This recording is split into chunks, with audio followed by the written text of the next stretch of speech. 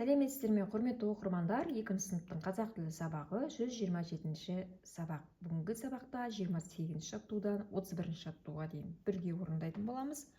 Каналға тіркелуді ұмытпаңыздар, лайк басыңыздар. Сабақтың тақырыбы сан есім. Мәтін түрін анықтаймын, дереккөздерден қажетті мәліметті табамын деген мақсат бойынша жұмыс жасаймыз. 28-ші жаттығу. Өлеңді мәнерлеп оқы. Жетелесіп, қолдасып, шықтық сейіл серуенге, қырқана асып, жондасып, жүрдік еңіс өрменде. Ауыл қалды жырақта, жұбымызды жазбадық. Аунап жасыл құраққа, тау қойнауын шарладық. Болат Үсенбаевтың өлеңі. Өлең не туралы айтылған? Оған ат қой дейді. Өлеңге тауда деп ат қоюға болады. Немесе табиғатымызда, табиғат аясында деген тақырыпта қоюға болады. Өлең табиғатымыз туралы, біздің туған жеріміз, өлкеміз туралы екен. Бұл сипаттау мәтіні ме, әлде әңгімелеу мәтіні ме? Бұл жерде әрине әңгімелеу мәтіні. Қай жерге барды, не істеді, не көрді, сол туралы әңгімелеп айтып жатыр екен бізге. Келесі жаттығуға қарайық. Сандарды сөзбен жазып, өлеңді көшіріп жаз. Бізде жазылым, яғни осы өлеңді көшіріп жазайық. 1, 2, 3. Ал кәнекей ұш. 4, 5, 6, 7. Мынау ауыл шеті. 8, 9, 10. Ал кәнекей қон. Деген бізде санамаққа байланысты өлең тұр екен. Өлеңді әдемілеп, каллиграфиямызды дұрыстап, көшіріп аламыз. Біздер сан есім тақырыбын өтіп жатырмыз. Сан есім заттың санын, санын, ретін білдіретін сөздер. Сан есімге қанша, неше, нешінші деген сұрақтар қойылады. 30-шы жаттығу. Жаңылтпашты жатқа айт. Алакөл, Даракөл. Алакөлді қара көр. Ал бол көл, мөлдір көл. Ескен Елубайдың өлеңі екен. Алакөл туралы білетініңді айт дейді. Алакөл біздің Қазақстандағы көлдердің бірі. Үлкендерден сұра, дереккөздерден мәлімет ізде дейді. Өзің Алакөлге барып көрдің бе?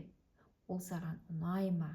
Ендеше Алакөлге барсақ, Алакөлге бардық деп жауап берейік. Ал бармасақ, бармадым, бірақ мына көлдің ерекшелігін көріп, барғым келіп тұр деген сияқты жауаптарымызды айтуымызға болады.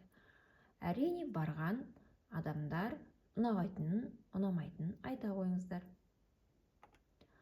Алакөл Қазақстандағы Абай облысы және Жетісу облысының аумағында орналасқан тұйық көл.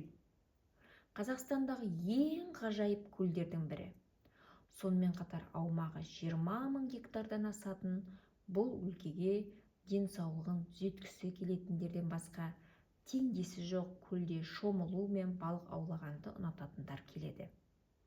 Орта ғасырларда Горгинор, кейін Алактогол, Алатеңіз, Алақты деп те аталған. Алакөл Жетісудың Балқаштан кейінгі үлкен көлі. Ол Алакөл ауданының солтүстік-шығыс бөлігін алып жатыр. Көл ағынсыз, солтүстік батыстан оңтүстік батысқа қарай созылып жатыр. Теңіз деңгейіне 243-ден 3 метр абсолюттік биіктікке орналасқан. Көлдің аралдарымен қоса есептегендегі аумағы 2696 квадрат километрді, ұзындығы 104 километр, ең шығыңқы ені 52 километр, жағалауларының ұзындығы 384 километр, қоршаған тереңдігі 22 метр, ең терең жері 54 метрға дейін. Көлдің су көлемі 58-69 квадрат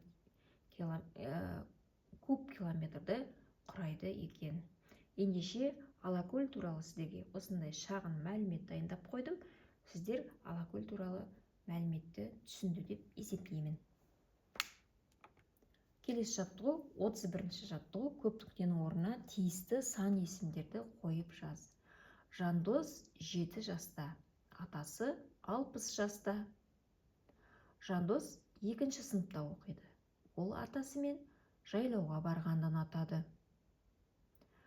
Сан есімдердің қай сөзбен байланысып тұрғанын айт. 7 жаста. Неше жаста? 7 жаста. Яғни жас деген не? Бұл жерде зат есіммен байланысып тұр. Атасы 60 жаста. Неше жаста? 60. Жандос 2-ші сыныпта оқиды. Нешінші сыныпта оқиды?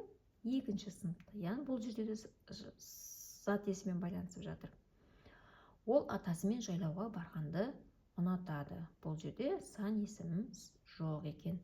Ендеше бұл жерде нені байқадық? Берілген сан есімдер зат есімдермен байланысып тұрғанын көріп тұрмыз. Сан есімдер, яғни заттың санын, ретін білдіретін сөздер. Сан есімдерге қанша, неше, нешінші деген сұрақтарға жауап береді. Сан есімдерді біздер берілген тапсырмалардың ішінен бірден тауып алады деп ойлаймын. Сан есім тақырыбы өте жеңіл. Сан есімнің ережесін мұқият жаттап алатын боламыз.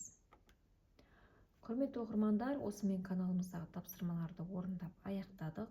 Сан есім тақырыбы бойынша бірнеше мақсатпен жұмыс жасадық. Мәтін түрін анықтадыңдар, дереккөздерден қажетті мәліметтерді таптыңдар.